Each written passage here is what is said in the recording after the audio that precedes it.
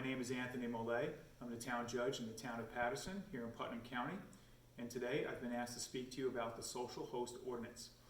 I want to thank the Communities That Care Coalition as well as the administrators of the various school districts for putting on this program and for putting it on video so that you can watch it at home as well.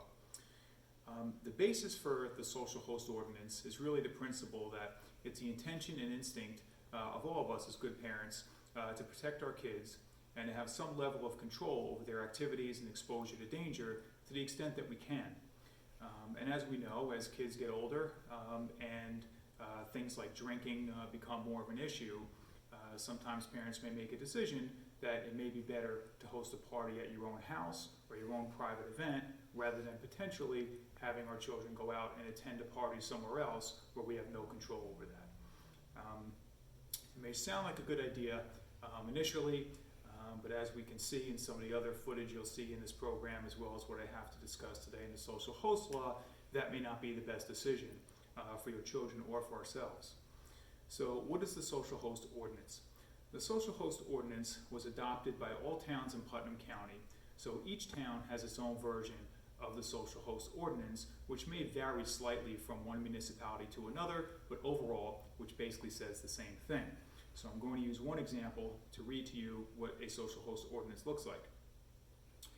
Social host ordinance. It is a crime to host, suffer, permit, organize, or allow a party, gathering, or event at his or her place of residence or other private property where 3 or more minors are present and alcoholic beverages are being consumed by any minor. So basically, it's illegal to host a party at your home or other private venue and allow underage drinking to occur in Putnam County. So what is the effect of having violated a social host ordinance? Well, violation of a social host ordinance is a crime. It's a misdemeanor, which if prosecuted and found guilty would result in a criminal record. In addition, there are penalties for violating the ordinance. The penalties are as follows. The crime is punishable by up to 1 year in jail and or a $3,000 fine.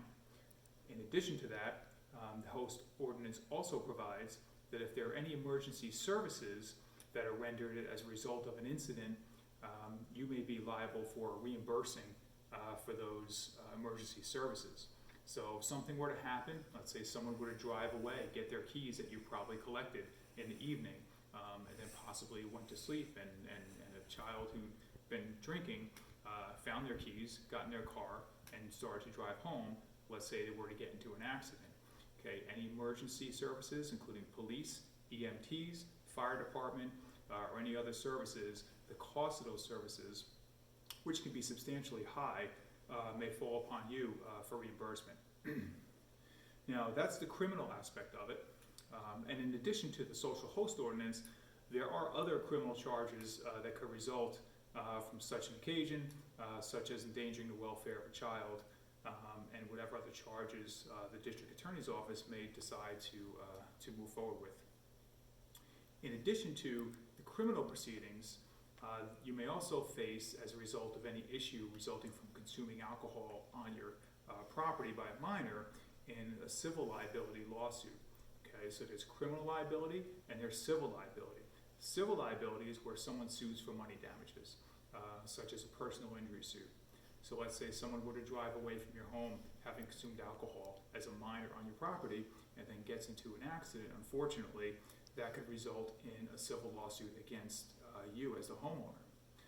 Now, if there were such a suit, under normal circumstances, you may have insurance to cover your damages or attorney's fees with regard to that, but it's possible that since the incident resulted from the commission of a crime, i.e. violation of the social host ordinance, it's very possible that you may not have any insurance coverage to deal with that. So that's something to keep in mind as well.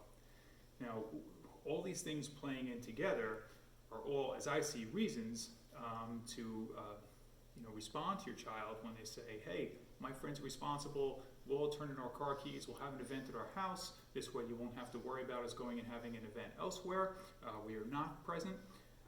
The response could be, well, it's too risky, the risks are too high, there's criminal liability, there's civil liability, and irrespective of all that, there's also the potential of having to live with the fact that something very unfortunate happened as a result of hosting such a party, which none of us would want to live with.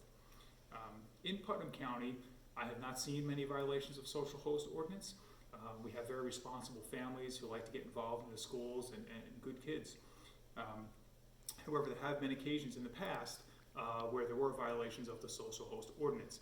And I believe on one of those occasions, someone's career was ended. And on another one of those occasions, there were some injuries involved. So things can get out of hand as much as we like to try to control them. So it's better not to get into that situation rather than have to deal with the ill effects of having made that decision.